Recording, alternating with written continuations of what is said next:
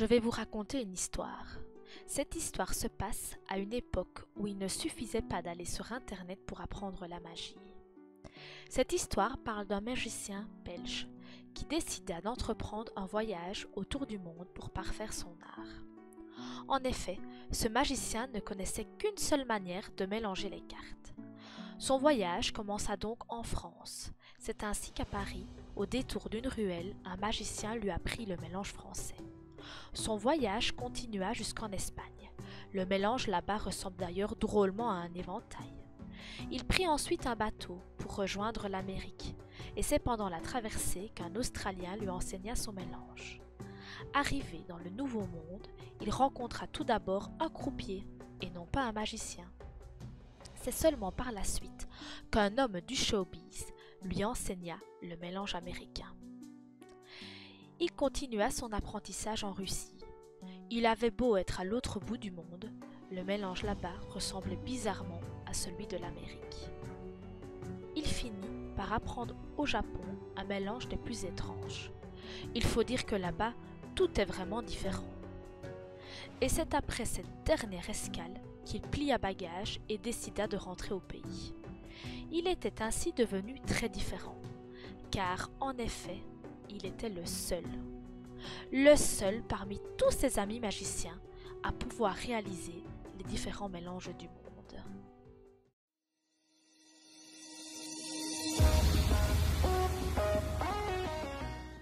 Alors pour les explications du tour, il faut tout d'abord savoir que c'est un paquet biseauté, mais qu'il est tout à fait possible de le réaliser avec un paquet normal. Donc d'abord on va faire choisir une carte au spectateur, peu importe la carte, ça n'a pas d'importance. Admettons celle-ci, le roi de cœur.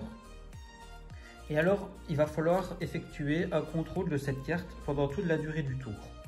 Ici comme on a un paquet biseauté, je vous invite à aller regarder si vous ne savez pas encore comment ça fonctionne, mon tour de magie avec les 4 races.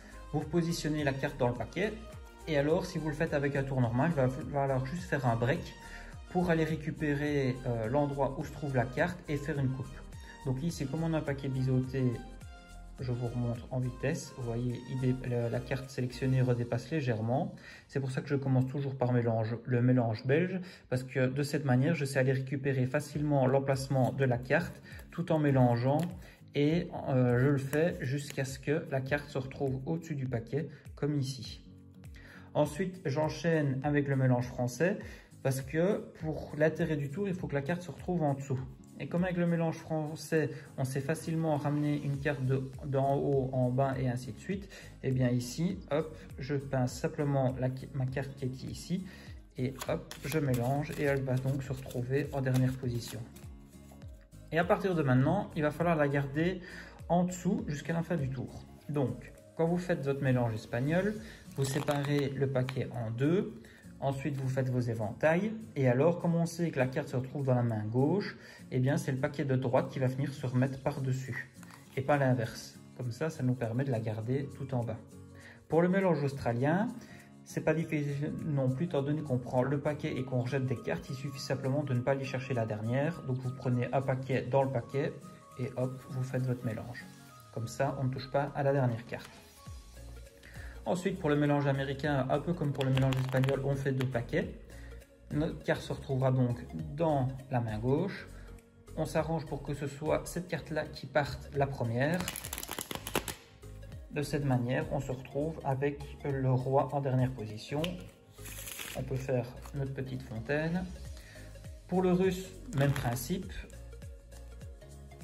C'est de nouveau cette carte-ci qui va devoir partir la première. Et on arrive au fameux mélange japonais. Et notre carte est toujours en dernière position. Ça tombe bien, c'est ce qu'on voulait.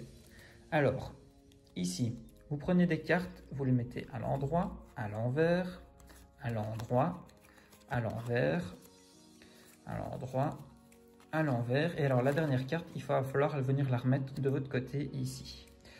Étant donné que la dernière, eh bien, c'est la vôtre.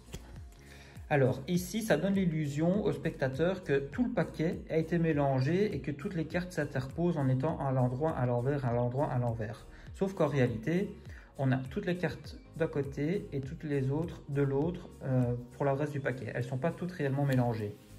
Alors ici, si vous le faites avec un paquet biseauté, c'est pas compliqué étant donné qu'on voit directement la coupe à les récupérer. Et si vous le faites avec un paquet normal, ne vous tracassez pas, étant donné que vous avez beaucoup plié les cartes et qu'ici elles sont mises toutes d'un côté, toutes de l'autre, ça va faire elles vont légèrement se bomber de façon naturelle. Donc vous allez pouvoir aller les récupérer.